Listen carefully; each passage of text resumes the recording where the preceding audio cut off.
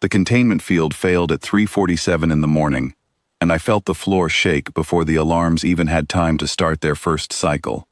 My name is Vectoral Osu, third attaché to the Confederated Academic Assembly, and up until that exact moment, I believed something that every scholar in the galaxy believed. Deathworlds do not exist. No planet could be hostile enough to kill most of its own life, every single generation, and still produce something as delicate as a thinking mind. It was not a theory, it was a fact, taught in every school, printed in every textbook, repeated by every professor who ever stood in front of a class of young scientists like me. That night, I was standing in the exhibition hall of the Third Concordance Summit, holding a drink I never got to finish, when the glass wall behind me groaned like something alive. Inside that wall was a creature called a Void Ripper, brought from one of the few truly hostile worlds we had ever documented. It was meant to be a teaching display, a warning sign, proof that dangerous places exist, but never produce civilizations, because nothing civilized could survive there long enough to build one. The engineers told us the containment was perfect. They were wrong. I turned just in time to see the crack spread across the glass like a spider web made of light, and then the whole wall came apart at once. The creature inside was 4 meters of muscle and hard-plated skin, and it moved faster than anything I had ever seen move in real life. Delegates screamed. Chairs went flying. Director Ipsu Van, who had been laughing about human mythology only an hour earlier, dropped her drink and stumbled backward into a table. I should tell you now, before anything else happens in this story, that I was not thinking about bravery. I was thinking about running. Every instinct in my body told me to get behind something solid and stay there until the emergency teams arrived.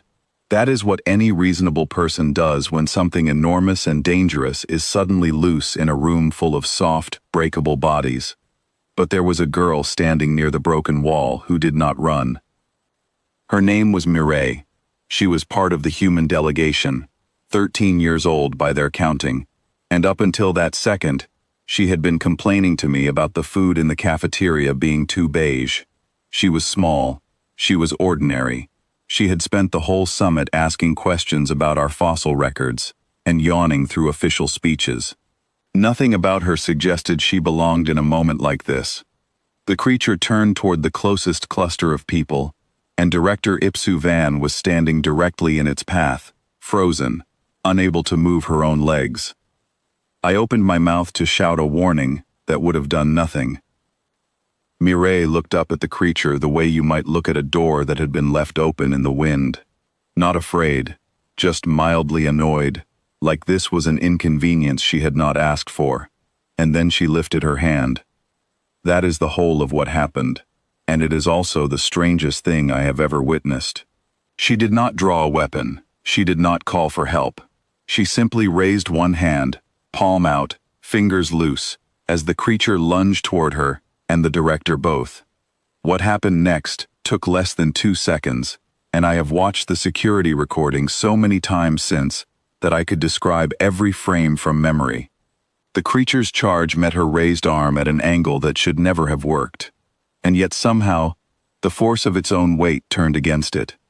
Its front leg folded in a direction it was never built to bend. It went sideways into the remains of the broken wall, with a heavy sound that silenced the entire hall. It did not get back up. Mireille lowered her hand, glanced at her sleeve where a bit of dust had landed on it, and made a small sound of annoyance, as if that was the only part of the whole event she considered worth reacting to. For a long moment, nobody in that hall said anything at all. Then the emergency teams arrived, far too late to matter, and the questions began. I want you to understand what I felt in that silence, because it was not simple relief. It was something closer to the ground, shifting under a building I had lived in my entire life. Every one of us in that room had spent our careers believing a certain story about the universe, and in less time than it takes to finish a sentence, a bored teenager had proven that story wrong in front of 24 witnesses and a dozen recording devices. Director Ipsu Van was the first to find her voice again. She turned to Mireille, still pale, and asked her, quite simply, how she had done that. Morel shrugged, the way any teenager shrugs when asked to explain something that feels completely normal to her. She said she did not really think about it. It was just what you do when something comes at you fast. Her older brother had taught her when she was 6. Her mother had taught her brother. It was not special training. It was just something people did where she came from, the same way people everywhere else learned to swim or ride a bicycle. I remember asking her, carefully, what exactly her homeworld was like, because up until that point, I had read the human delegation's official reports and dismissed most of them as exaggeration. Every young species likes to tell itself it came from somewhere dangerous. It makes for a good story. It makes them feel important. She told me, in the plain, unbothered tone of someone describing the weather, that her planet had storms that could level entire towns without warning, and oceans full of creatures that could end a life in seconds, and diseases that had taken generations to even partly understand, and predators on land that had hunted her ancestors long before her ancestors had learned to build shelters strong enough to keep them out. She said it the way someone else might describe a mildly annoying commute. There was no pride in it, no drama, just fact. I asked her why her species never made a bigger point of this in any of their official communications with the rest of the galaxy. She looked at me like the question itself was strange. She said, why would they? To her, and to every human she had ever known, this was simply what growing up looked like. It was not a badge of honor. It was not a story to impress outsiders. It was just Tuesday. That single sentence stayed with me longer than almost anything else that happened that night. In the days that followed, the Assembly convened an emergency panel to review the incident, and I was asked to present my findings alongside 3 senior researchers who had spent decades studying the very idea of hostile worlds. I watched them struggle with the same collapse I had felt in that hall. Our models were built on the assumption that intelligence and extreme danger could not coexist for long, because intelligence is costly to maintain, and costly things do not survive constant pressure. What none of us had considered was the opposite possibility. That constant pressure does not prevent intelligence from developing. It shapes it. It trains it. A species that grows up needing to react correctly to sudden danger, generation after generation, does not lose that readiness once it builds cities and spacecraft. It carries that readiness quietly, the way you carry a habit you no longer notice you have. Mireille was not a soldier. She was not selected for any special program. She was, by every account from her own people, an unremarkable child from an unremarkable family, more interested in schoolwork and casual conversation than anything resembling combat. And that, I came to understand, was the most important detail in the entire story.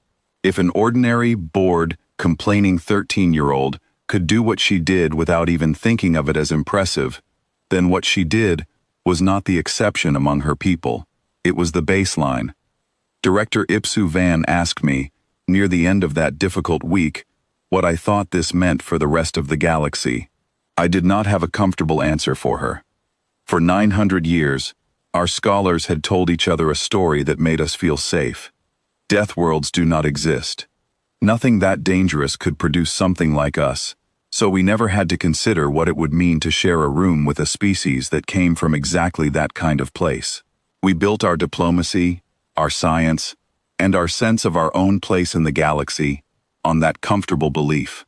Mireille lifted her hand one time, without any drama at all, and every part of that belief came apart faster than the containment field had. I think often about the way she looked at her dusty sleeve afterward, more concerned about a smudge than about the creature she had just stopped without effort.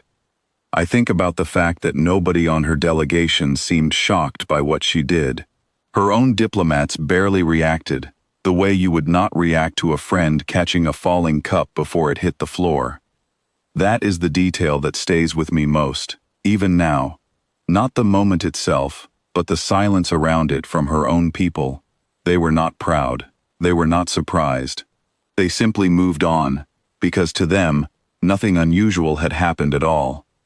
I filed my final report to the Assembly with a single line at the end that I have not yet been able to improve on, no matter how many times I have tried to rewrite it.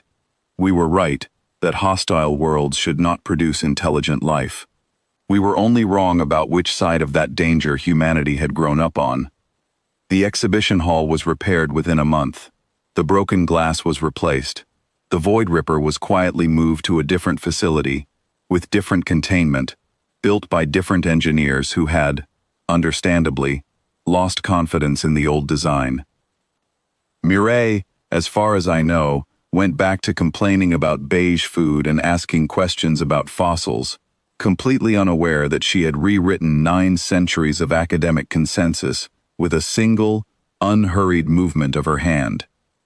I have given many lectures since that night, to rooms full of students who grew up, as I did, believing that Deathworlds were nothing more than a story young species tell themselves. I no longer teach it that way. I tell them instead about a girl who lifted her hand without thinking, and who could not understand why anyone would find that remarkable. And every time I finish that lecture, I notice the same silence settle over the room that settled over the exhibition hall that night. A quiet, uneasy understanding that somewhere out there, an entire species had grown up, treating survival as something so ordinary it was barely worth mentioning. That is the story I tell now, whenever anyone asks me if Deathworlds are real. I tell them they are very real. And then I tell them that the most dangerous thing in that exhibition hall was never behind the glass.